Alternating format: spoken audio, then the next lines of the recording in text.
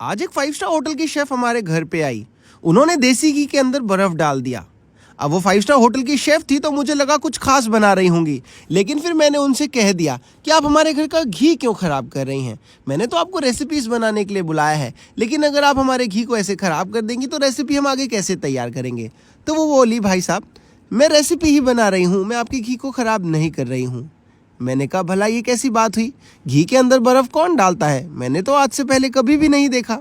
तो वो बोलने लगी, आपने आज से पहले कभी इसलिए नहीं देखा क्योंकि आपने ये रेसिपी हमारे होटल में आके खाई ही नहीं। खाई होती तो शायद आपको इस बात का पता पहले से ही होता। मैंने कहा, भला ये क्या बन रहा है जो मुझे नहीं मालूम है, आप प्लीज़ विस्तार में बताएं, क्योंकि इससे हमारे घर का देसी घी खराब हो जाएगा तो मुझे लगेगा कि मैंने आपको आज क्यों बुलाया है, लेकिन आप कह रही हैं कि आप कुछ खास बना रही हैं। तो वो बोली, भाई साहब मुझे बर्फ़ की मदद से ये जो आपका मेल्ट हुआ हुआ देसी घी था इसको जमाना है। मैंने कहा, हेलो, अगर जमाना ही था तो फ्रिज में रख देते, बर्फ़ की क्या ज़रूरत थी। तो बोले, बर्फ़ से जिस तरीके से जमता है वैसा कभी भी फ्रिज में नहीं जमता, और इस रेसिपी के लिए हमें एकदम कड़क जमा हुआ चाहिए। बर्फ़ जैसा कड़क जमा हुआ फ्रिज में नहीं जमता, वो गाढ़ा हो जाता है, लेकिन हमें इसका एकदम क्रीमी टेक्सचर चाहिए। मैंने कहा, वो किस लिए चाहिए, ज़रा कुछ विस्तार में बताओ।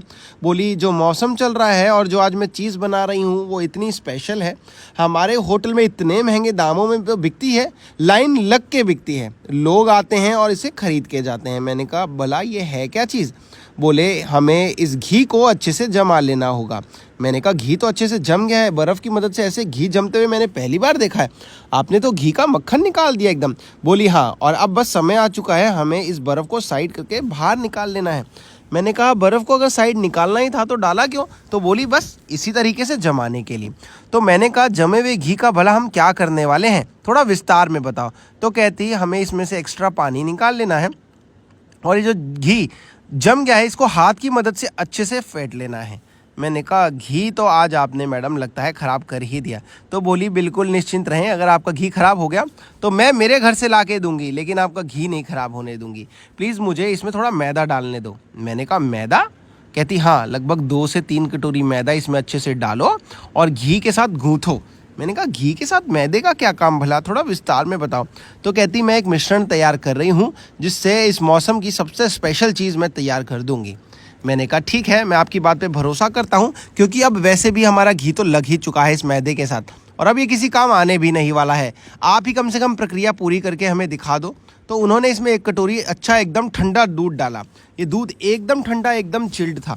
तो सारी प्रक्रिया में जो भी चीज़ें हम ले रहे हैं सामग्री, वो एकदम ठंडी ले रहे हैं, एकदम चिल्ड ले रहे हैं। आगे आगे इसका एक पेस्ट बना के तैयार करा और उसे एक पतीले में निकाल लिया। पतीले में साथ ही एकदम आपको ठंडा पानी, बर्फ़ वाला, एकदम फ्रिज वाला ठंडा पानी आपको इसके अंदर डालना है और एक विस्कर की मदद से पानी डालने के बाद इसे मिक्स करना है। पानी जितना ठंडा होगा उतनी ही प्रक्रिया बढ़िया बन के तैयार होगी, रेसिपी बढ़िया बन के तैयार होगी, ऐसा उनका कहना था। मेरे को अभी तक नहीं समझ में आ रहा था ये बन क्या रहा है, और जैसे ही मिश्रण तैयार हो गया एकदम बढ़िया मुलायम मुहिम, तो मुझे लगा कि काश मुझे भी पता होता, घर पे हमने पहले ये ट्राई करके देखा होता, क्योंकि चीज़ बड़ी स्पेशल लग रही थी। उसके बाद उन्होंने इसको छाना और अच्छे से इसके लम्स ना बने छन्नी से मदद से ऐसे अच्छे से पार करा। तो आप देखेंगे जो मिश्रण नीचे तैयार हमें मिला है इसमें बिल्कुल भी लम्स नहीं है। अब दोस्तों हमें चल लेना है दूसरी कढ़ाई की ओर, जहाँ पे हमें ले लेना होगा थोड़ा सा ऑयल। मैंने कहा, ऑयल में मोहतरमा ये क्या रख रही हैं आप। तो बोली, एक सांचा रख रही हूँ, आपके पास ये नहीं है तो आप चाय की केतली भी रख सकते हैं। मैंने कहा, भला चाय की केतली क्यों। कहती, अभी आपको समझ में आ जाएगा, क्योंकि हमें इस प्रक्रिया के लिए गोल सा शेप चाहिए होता है। गोल क्यों। मैंने कहा, ये रेसिपी में गोल किस लिए चाहिए होता है। तो कहती, आज हम बना रहे हैं स्पेशल घेवर घर पे। मैंने कहा, आपने तो सही बोला था, बहुत महंगे दामों में बाज़ार में मिलती है। कहती, ये इतने से पतीले में जो मिश्रण तैयार करा है ना 200 ग्राम घी से, इसमें तो मैं 8-10 घेवर बना दूंगी भाई साहब आपके। मैंने कहा, सच बताइए मोहतरमा। तो बोली, हाँ, आज ये 5 स्टार इतनी ज़बरदस्त रेसिपी हमारे घर में इतनी अच्छी क्वांटिटी में बनके तैयार हुई, क्योंकि घेवर जितना घर में आ जाए कम लगता है दोस्तों। तो आगे आगे इसमें हमने बूंद बूंद करके थोड़ी सामग्री डालनी है। पहले वाला घेवर तो मुझे लगता है ठीक से बन नहीं पा रहा है, क्योंकि गाइडेंस उनकी है, प्रिपरेशन हमारी है। कभी कभी हमसे लगता है चूक भी हो जाती है। उन्होंने तो यहाँ पे सारा मिश्रण बना के बोला, चलो अब ट्राई करो, लेकिन पहले वाला हमसे उतना परफेक्ट नहीं बन पाया, आप जैसे कि देख सकते हैं। लेकिन कोई बात नहीं, दूसरे वाला बहुत बढ़िया बनेगा। तो चलिए ये वाला बाहर निकाल के रखते हैं और दूसरा अटेम्प्ट करते हैं। उसमें काश बढ़िया बन जाए, पहली बार में शायद नहीं अच्छा बन सकता हो। तो चलिए ये हमने बूंद बूंद करके थोड़ा थोड़ा डाला और अब मुझे पूरी उम्मीद है कि इस बार तो ये घेवर परफेक्ट आ ही जाएगा। चलिए जब तक ये तैयार होता है आपको एक खास बात और बता दूं, ये मलाईदार घेवर, रबड़ीदार घेवर बन के तैयार हो रहा है। तो घेवर की आगे की प्रक्रिया देखिए कितना बढ़िया ज़बरदस्त निकल के तैयार हो चुका है। तब तक आप ये ज़रूर बताइएगा कहाँ से वीडियो देख रहे हैं ताकि हम आपको थैंक्स कर सके। और पिछला थैंक्स निर्मला जी को जाता है राजस्थान से।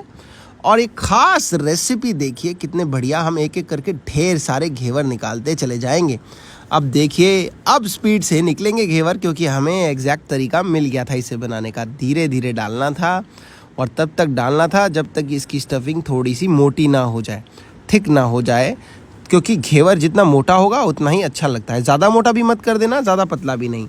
कम से कम चाशनी और रबड़ी को सोख ले इतना मोटा ज़रूर करिएगा। तो चलिए दोस्तों, हमने नॉन स्टॉप घर पे होममेड घेवर, और या फिर मैं यूँ कहूँ होममेड रेसिपी ऑफ घेवर हमने आज ट्राई करी। एक बहुत ही बड़े शेफ़ हमारे घर आए थे जिन्होंने हमें पूरा सिखाई प्रक्रिया।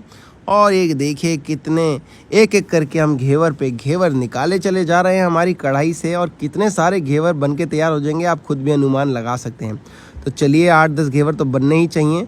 हम इनको इकट्ठा करते हैं और आगे रबड़ी की तैयारी कर लेते हैं। तो रबड़ी की तैयारी के लिए हमने दूध ले लेना है लगभग 1 लीटर। देखिए ज़्यादा कॉस्टिंग भी नहीं आई और घेवर भी कितने सारे बन गए।